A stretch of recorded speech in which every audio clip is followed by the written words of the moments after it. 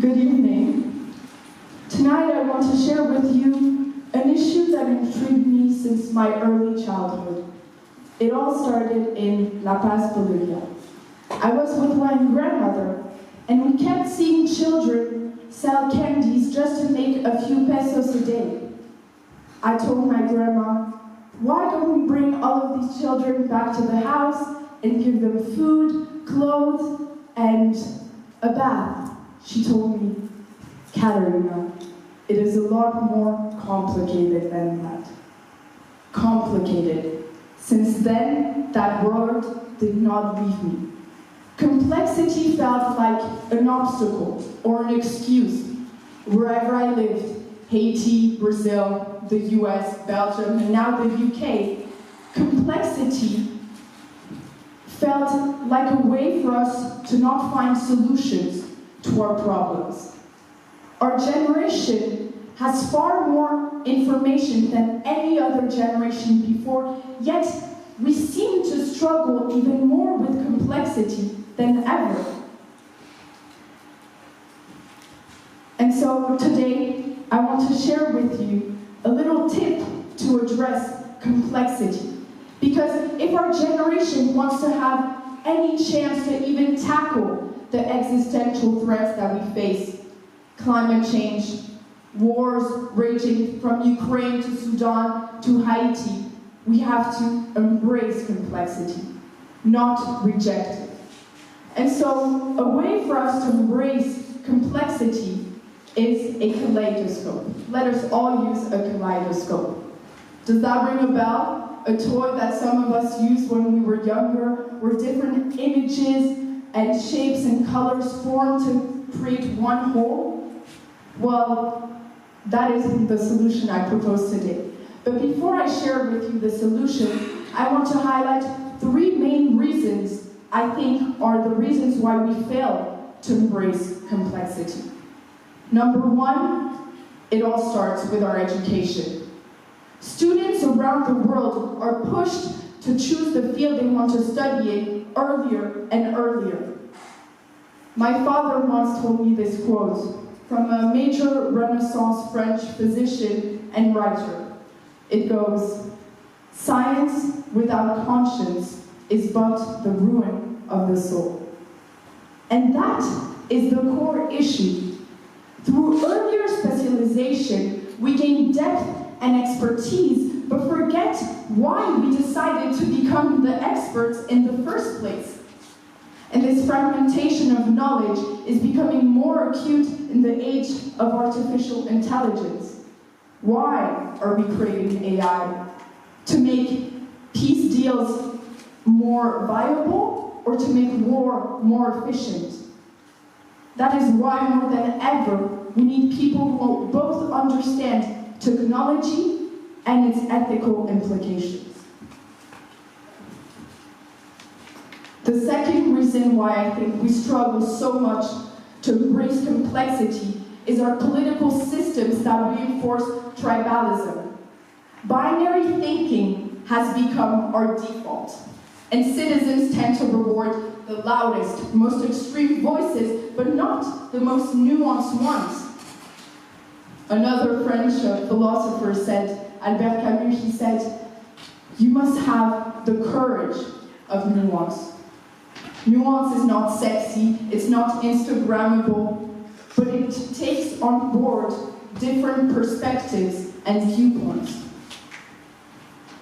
And so, the last reason why I think we fail to embrace complexity is our social media. Social media algorithms hold billions of human beings prisoners in these algorithmic bubbles. You think climate change does not exist? Your feed will only give you content that will reinforce your belief until it becomes extreme. You think you're getting information, but you're getting a curated reality. Nuance does not keep you scrolling, and the algorithms understand that. But so, you might ask, how can we embrace complexity when simplicity surrounds us in our education, political systems, and social media. That is when we can use the kaleidoscope method. Let's use it, for example, for football fans and referees. Football has been a part of my life for the longest time I can remember. But one thing I noticed is that on the pitch or on the stands, there was always one thing in common. When a team lost, someone always blames the referee. So let's try to apply the kaleidoscope tool to this method. First, turn on the lens. Ask yourself, what assumption am I making? In this case, the assumption is that the referee might be biased, or even bribed, or incompetent. But then, rotate it. Ask yourself, what would it be like to be in the place of the referee? You have seconds to make a decision with thousands of people looking at you, and no matter the decision that you take, half of the stadium will be unhappy with you. Third of all, look through the prism. Ask yourself, where do these perspectives conflict? Where do they overlap? Fans want fairness. Players want justice. And referees want accuracy and control. But at the end of the day, all want a fair game.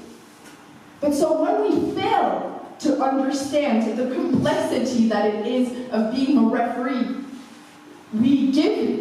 our minds lead us into the most simplistic and sometimes very dangerous solution. In Argentina, for example, a referee named César Flores was shot and killed by a player he had sent off during an amateur match, giving into the most simplistic of human cravings, the most basic, of human cravings, simplicity. However, when we manage to acknowledge the complexity of being a referee, or just the complexity in any situation, we will become